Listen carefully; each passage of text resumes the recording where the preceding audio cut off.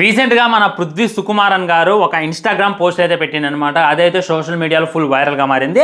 ఆ పోస్ట్ ఏంటంటే, నేను చేయాల్సినటువంటి బాధ్యతలన్నీ కూడా తీర్చేసా, ఈ భాష కానటువంటి ఒక సినిమా కోసం నాకైతే ఆఫర్ వస్తుంది, ఆ సినిమాలో నటించాలన్నా ఆ సినిమాకి ఒప్పుకోవాలన్నా నాకు చాలా భయంగా ఉంది అనేటటువంటి ఇన్స్టాగ్రామ్ పోస్ట్ అయితే డైరెక్ట్గా పెట్టేసింది అనమాట. ఇంకా అది చూసిన తర్వాత కింద భయంకరమైనటువంటి కామెంట్లు ట్విట్టర్లో అయినా ఫేస్బుక్లో అయినా దీని గురించి ఫుల్ చర్చ అయితే నడుస్తుంది. మరి పృథ్వీరాజు ఏ సినిమాని ఉద్దేశించి ఈ విధంగా ఇన్స్టాగ్రామ్ పోస్ట్ పెట్టిండు అని చెప్పి చాలామంది అయితే కామెంట్ చేయడం మనం చూడొచ్చు అనమాట. ఆయన ఉద్దేశించింది ఏ సినిమానో కాదు, ఖచ్చితంగా SSMB 29 సినిమానే అని చెప్పి క్లారిటీగా అర్థమవుతుంది. ఆల్రెడీ ఈ సినిమాకు సంబంధించినటువంటి కాస్ట్ని మ్యాక్సిమం తీసేసుకున్నారు. ఒక 70% అయితే తీసుకున్నారు, ఇంకా 30% అయితే బ్యాలెన్స్ ఉందన్నమాట. ఆల్రెడీ ఫస్ట్ షెడ్యూల్ అయితే స్టార్ట్ అయింది, ఒక సగం షెడ్యూల్ అయితే కంప్లీట్ చేశారు, మిగతా సగం అయితే రాబోజీ ఫిల్మ్ సిటీలో చిత్రీకరిస్తున్నారు అనేటటువంటి అప్డేట్లు అయితే వస్తున్నాయి. కానీ ఈ సినిమాలో హీరో ఎవరు, మన మహేష్ బాబు గారు, హీరోయిన్ ఎవరు ప్రియాంక చోప్రా అనేటటువంటిది కన్ఫర్మ్ అయిపోయింది. కానీ విలన్ ఎవరు అనేటటువంటిది ఇంత మట్టికి కన్ఫర్మ్ అయిపోలే. మీరు ఏ సినిమా అయినా చూడండి, మన రాజమౌళి గారు సినిమా స్టార్టింగ్లోనే విలన్ ఎవరు అనేటటువంటిది మనకు తెలిసిపోద్ది అనమాట. ఉదాహరణకి బాహుబలి తీస్తున్నప్పుడు ముందు రానాని, ఆ తర్వాత ప్రభాస్ని ఫోటోషూట్ చేసి వాళ్ళిద్దరికి యాక్షన్ సీన్స్ కొన్ని చిత్రీకరించి ఓకే అన్న తర్వాత కెమెరా యాంగిల్లో వీళ్ళు పర్ఫెక్ట్గా ఉన్నారు, వీళ్ళు కరెక్ట్గా సరిపోతున్నారు అన్న తర్వాత మన రానాని కన్ఫర్మ్ చేసి మనకైతే అఫీషియల్ అప్డేట్ అయితే ఇచ్చేసారనమాట. ఈ విధంగా హీరోని ఎప్పుడైతే చూస్ చేసుకుంటాడో దానికన్నా ముందు విలన్ కూడా చూస్ చేసేసుకుంటాడు. అది కాక విలన్ మోస్ట్ పవర్ఫుల్గా చూపిస్తాడు. మీరు బాహుబలిలో చూడండి, ఉందే ఒక్కడే విలన్ అనమాట.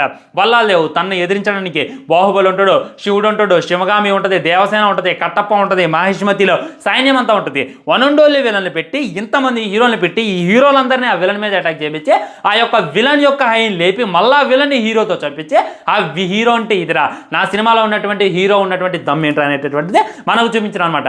కాబట్టి రాజమౌళి గారి ప్రతి సినిమాలో హీరోకి ఎంత ఇంపార్టెన్సో దానికి త్రిబుల్ ఇంపార్టెన్స్ ఖచ్చితంగా విలన్కి అయితే ఉంటుంది. మరి అలాంటి విలన్ కోసం పృథ్వీరాజును తీసుకున్నారు అనేటటువంటి వార్తలు అయితే భయంకరంగా వచ్చాయి. కొంతమంది ఓకే అన్నారు, కొంతమంది ఓకే కాదన్నారు.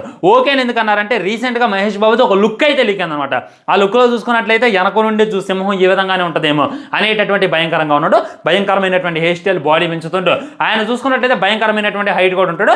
మరి అలాంటి ఆయన్ని పృథ్వీరాజ్ సుకుమారన్ మంచిగా మ్యాచ్ చేయగలుగుతాడా? చూసుకున్నట్లయితే బక్కగా ఉంటాడు, అంత హెవీ బాడీ కూడా ఉండదు, యాక్టింగ్ తోపుగా చేస్తాడు. మరి అలాంటి ఆయన డామినేట్ చేయగలరా అనేటటువంటి డౌట్స్ అన్నిటికీ కూడా తెరపడబోతుంది అనేటటువంటిది క్లారిటీగా అర్థమవుతుంది. అవతల ఉంది రాజమౌళి, ఎంత బక్కగా ఉన్నటువంటి యాక్టర్నైనా సరే తను పెట్టేటటువంటి ఫుడ్తో, తను పెట్టేటటువంటి ఇబ్బందితో ఖచ్చితంగా లావ్ చేసి చూపిస్తాడు. దాంట్లో అయితే మీరు డౌట్ పెట్టుకోవాల్సిన అవసరం లేదు.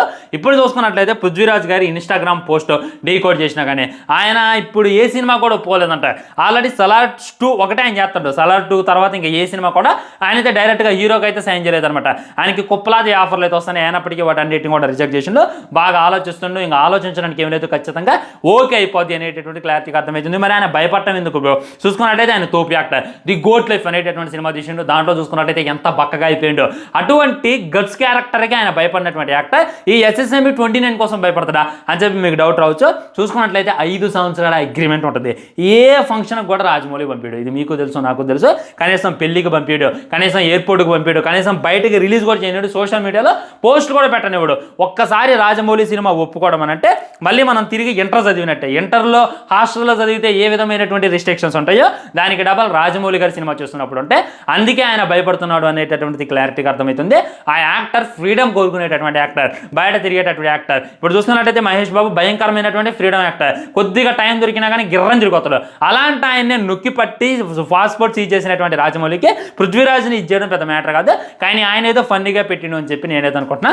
ఖచ్చితంగా SSMB 29లో విలన్ అయితే పృథ్వీరాజ్ ఉంటాడు అనేటటువంటిది క్లారిటీగా అర్థమవుతుంది. ఇక దీనికి మించి ఇంత మంచి హైప్ అయితే మనకు అక్కర్లేదు. అక్కడ కన్నడ ఇండస్ట్రీలో టార్గెట్ చేయాలన్నా, పాన్ వరల్డ్గా టార్గెట్ చేయాలన్నా, ఇప్పుడు ది గోట్ లైఫ్ ఏదైతే ఉందో ఇతర దేశాల్లో కూడా భయంకరంగా ఆడింది. ఈ విధంగా వేరే దేశాలను టార్గెట్ చేయాలన్నా కానీ SSMB 29లో పృథ్వీరాజ్ ఉంటే బాగుంటుంది అనేటటువంటిది 100% రియాలిటీ. దీనికి సంబంధించినటువంటి అప్డేట్ మ్యాక్సిమం ఈ మంత్లో వస్తుంది, లేదా నెక్స్ట్ మంత్లో ఉన్న వాళ్ళైతే అఫీషియల్గా తెలియజేస్తారని చెప్పి నేనైతే అనుకున్నాను ఫ్రెండ్స్. ఇది SSMB లేటెస్ట్ అప్డేట్ అయితే. ఇంకా భయంకరమైనటువంటి అప్డేట్స్ అయితే వస్తూనే ఉన్నాయి. అవన్నీ వచ్చిన తర్వాత డెఫినెట్గా ఒక వీడియో చేసుకునేటటువంటి ప్రయత్నం చేద్దాం. ఉంటాం మరి. బై. ఛానల్ని సబ్స్క్రైబ్ చేయండి, వీడియో లైక్ చేయండి, వీడియోని తిరుగుని షేర్ చేయండి. ఇవన్నీ మాత్రం చేయండి.